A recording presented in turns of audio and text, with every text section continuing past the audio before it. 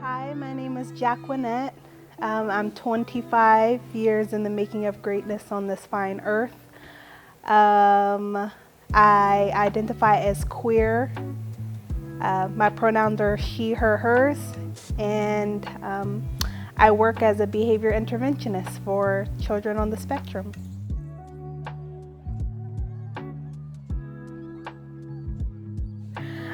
For work, essentially, I provide behavioral modification for children who have an autism diagnosis, and based on the implementation of that treatment plan, I help form their IEPs. My hobbies are, I like going to watch roller derby. I used to do roller derby, but not anymore. Most of the time I'm like either reading. I love movies. Mostly horror movies are my favorite thing. I craft a lot. I like making handbags, blankets, anything that keeps me like using my brain.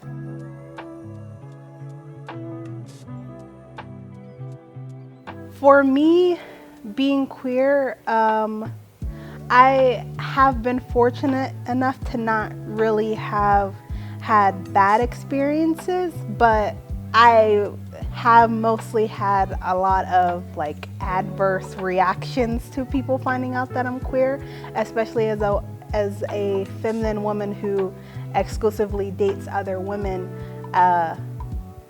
There's this like stigma or perception or just this view of what that should look like.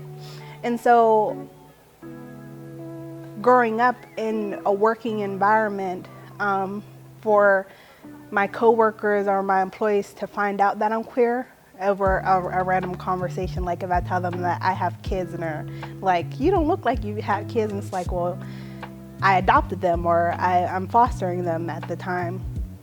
And then they're like, oh, how did that come about? And then they find out like, oh, well, I had them with my ex-girlfriend, so it's not like I'm telling you I'm gay, but I'm like telling you that I'm gay. And then it starts like this, them perpetuating unrealistic scenarios onto my life that makes those environments uncomfortable for me. Like more than once I've had co-workers who were also queer but more masculine presenting, and because they know that I'm queer and I'm feminine presenting, no matter the dynamic that I have with a coworker who is mass presenting, they automatically assume that we're interested in each other. And that has caused problems for me because like I had a job where my coworker, who was married, by the way, she had a wife, I got accused of leaving my work station because at the time I was doing therapy, an outpatient, and that particular coworker, she was the only one who I had a real like I guess kind of friendship with. And my coworkers who did not particularly like me told my employer that I left my clients at the park to go and have an intimate relationship with my coworker with no evidence, no thing to back it up, just an assumption of, well, because you only talk to this person and you're both gay, then that means that anytime you interact with this person, it's inappropriate. And so situations like that, it frustrates me, if I can say. It frustrates me because as a feminine woman who is queer, anything that I do is inherently sexual in nature. My body sexualized, my face is sexualized, my voice gets sexualized by merely existing. And so it's hard sometimes to be looked at in a professional way when people know that I'm queer. Like it's not necessarily like people treat me badly or have been hate crimes or anything like that. It mostly just affects whether or not someone takes what I do seriously. And it's kind of disheartening, especially when the positions that I've had are to service people, to provide a sense of support and understanding on how their brain works, and for my work environment to not be considered professional all because of the way that I love outside of it. It's disheartening mostly. Like I went to school for a reason. Like my clients, they trust me. These kids, they trust me. These parents trust me, and it's like, why do you not trust me just because you want to force a sexual scenario in your mind? It's like, I think out of the both of us, you're the one who has the problem, not me. So, yeah.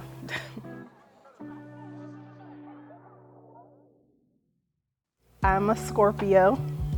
I'm not a big believer in astrology. I think it's because when I went to school for psychology, and so I feel like believing in astrology kind of like contradicts my education, like, because I'm a believer in like nature and nurture, like we're our life and our genetics form the way that our personality works, the way that our brain develops and things like that. And so to me, it's like I can't conform to the belief, like, because of when I was born I'm like this. Like, no, I think I'm like this because of trauma. I think I'm like this because I had to force myself to be like a dominant person to get to where I've been. I've had to be aggressive to get to where I've been. Being a queer person, being a woman, being a person of color, you kind of have to force yourself in those places.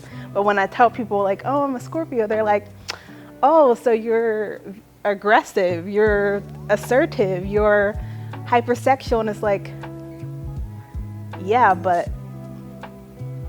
so can someone who's a Pisces be? So can someone? And it's like, so, but yeah, I'm a Scorpio, so take that with however you want to feel about that.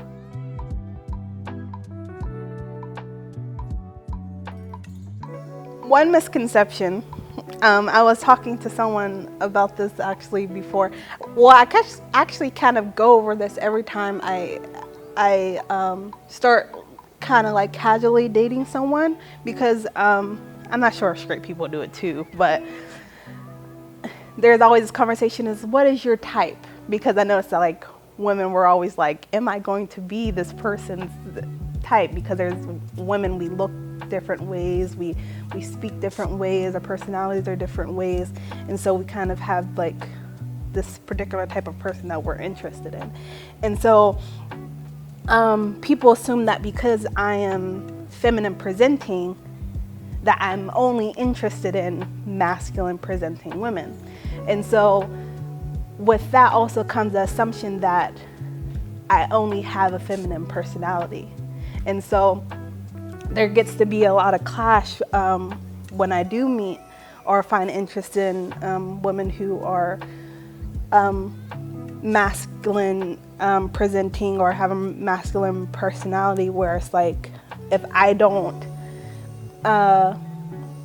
inherently act feminine or am consistently feminine, or I find qualities in them that are not always inherently masculine, and I can notice the femininity, then there tends to be this problem, because like they look at it as odd. Like for me to be like, well, I don't have a particular type, but if I had a preference, it would be feminine women, and then they look at me like that's foreign.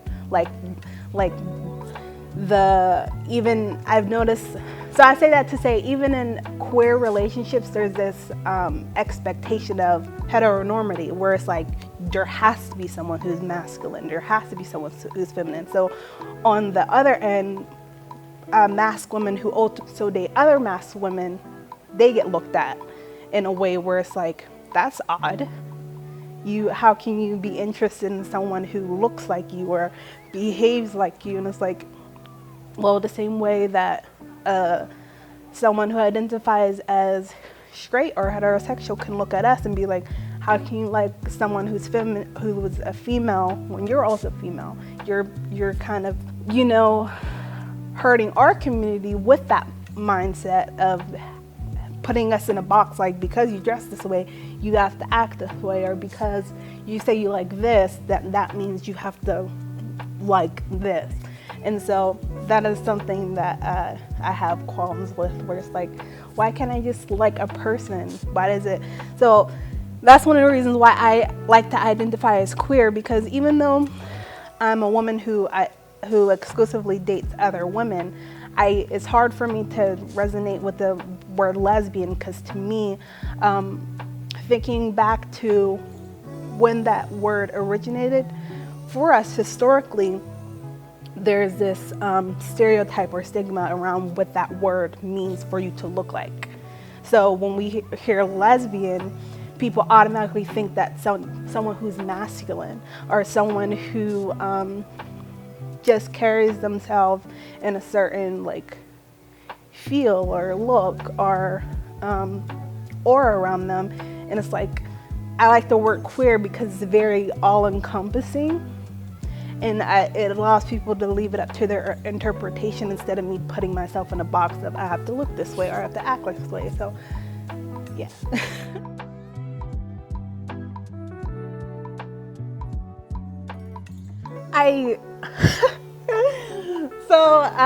Yes and no. So how I grew up, I never really had to come out. I grew up, I'm originally from Pittsburgh, PA.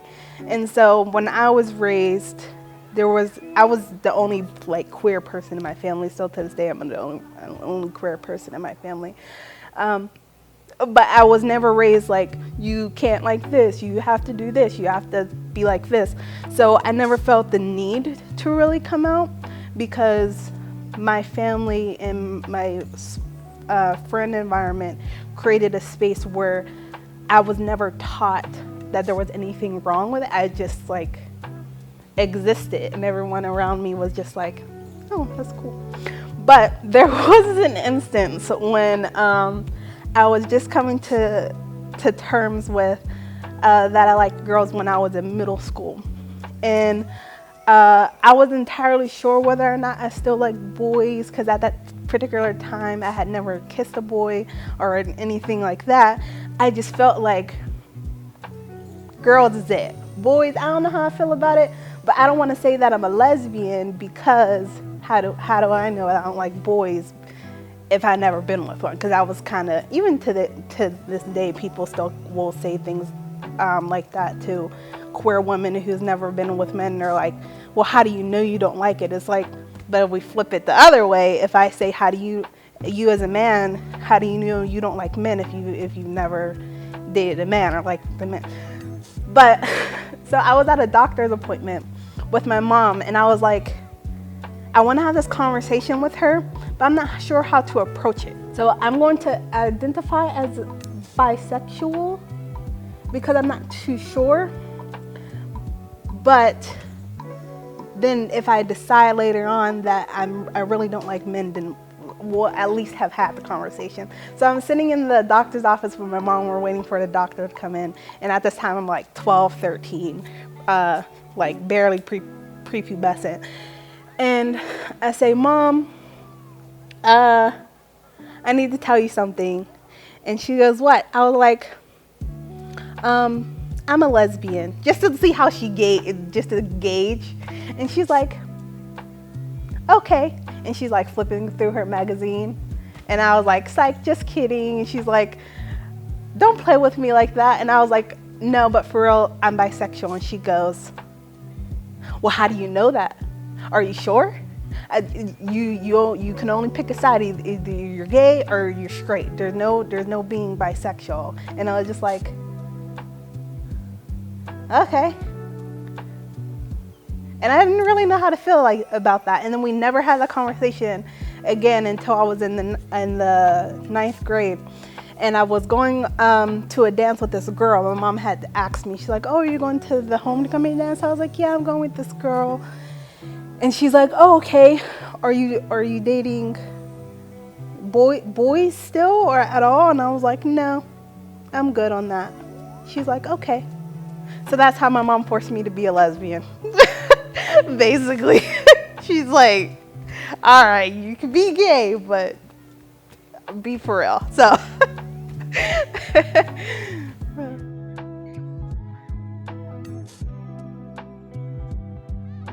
what I love about the queer community is that it's so diverse. As I mentioned before, one of the reasons why I identify as queer is because it's such a big umbrella. It could look, sound, be interpreted a lot of different ways. And for the most part, I feel like as a community that's so large, like different sexualities, different ways of gender expression, different ways of us having our own culture, whether that's male drag, female drag, being able to have a sense of belonging where you could just say something just wild, like I feel like this or I am this, and to have people just accept it and be willing to understand it, even if it is hard for them to conceptualize. I think that that's beautiful because, you know, as queer people, we have a lot of adversity that we deal with, and so to be able to have a community of people where we can teach each other new things, we can introduce so many different things to each other and help us understand something that we didn't even know that we may resonate with. Like I have a younger sibling who is non-binary, and it wasn't until them coming out to me as bisexual and as a non-binary person that I learned something new. Like, because when I was growing up, it was just like, you're gay, you're straight, you're bisexual, and then you're transgender, but it's just, okay, I'm female to male or male to female. So learning about what it means to be non-binary was new to me, and it, even though it wasn't something that I truly understood, because you can only understand to an extent when it's not your experience, but to be able to have that privilege to have someone explain it to me so that I can be more empathetic to people who then tell me that, and have people who are around my age or older than me being able to truly grasp what they're telling me, because I have someone close to me who can be able to be like, hey, this is what this means, this is what this could mean. And I just really value that.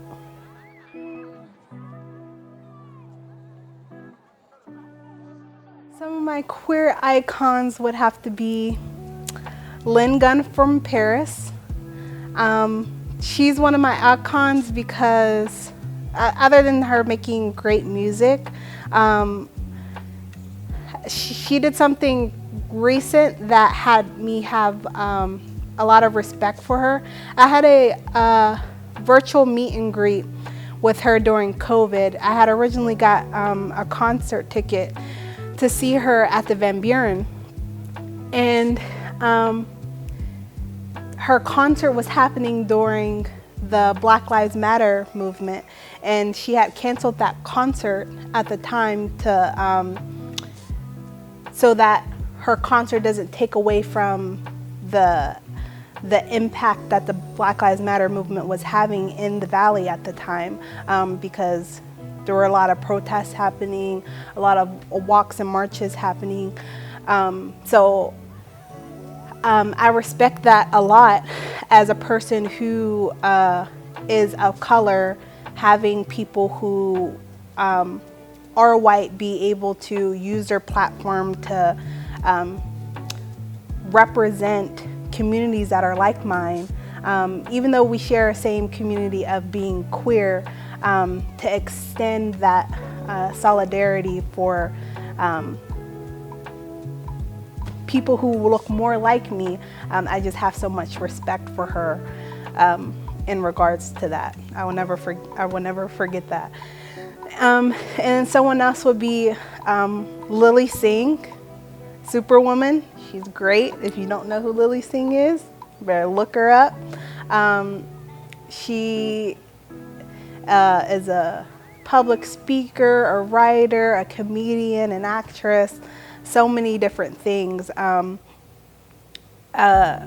Really just kind of like an activist for women and the rights of people who are underprivileged in the U.S. And as someone who's not even originally from the U.S., because she's from Canada, I believe, just having so much work and love that she puts into everything that she does for communities that she is and is not a part of is just very commendable. So those would be my two.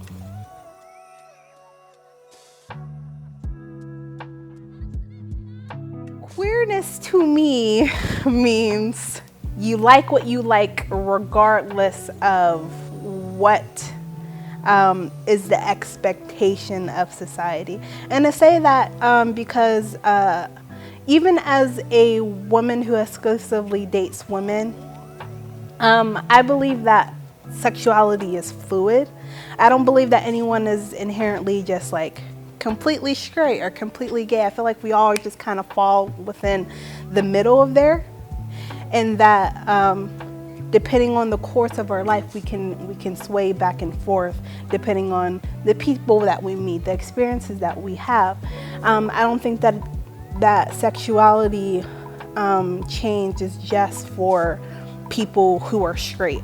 Like, and it really kind of hurts my heart, this like bias that other queer people have, where it's just like, you know, if you have a woman or man who started out dating in what's considered a heterosexual relationship, and then they decide, I'm no longer straight, I am gay because this makes more sense to me. There's this love and this openness. But when you have women or men who have been in queer relationships and then they're like, hey, I actually don't like this, they get backlash. They get reprimanded and ridiculed for that change. And it's like, you have to understand that we like who we like based on the people that we meet, the experiences that we have. And so it kind of sucks, because even though I can't relate to that per se, I don't foresee myself ever being with a man, having children with a man, marrying a man or anything like that.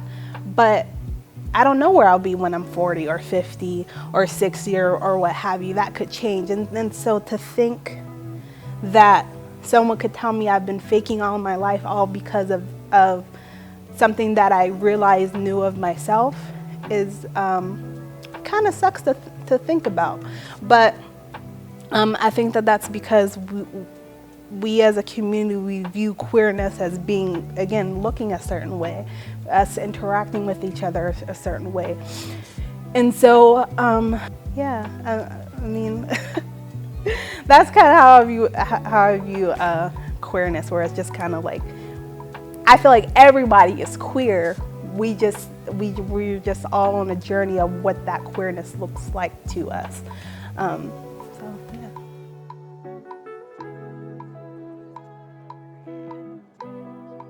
Nowhere. I'm not on any social. I don't have. I don't have an Instagram. I don't have a Snapchat. I don't have a Twitter or X, whatever you want to call it. I guess you can find me on Facebook at Jackie McClendon, JACQUI, MCCLENDON on Facebook. Catch me there. If you don't want to be a creep, please don't creep on me. But I'm very nice. I'm very kind. or follow me on TikTok at Hollow Blues Market, HOLLOWBLUES Market. And say hi to me there too. I don't know.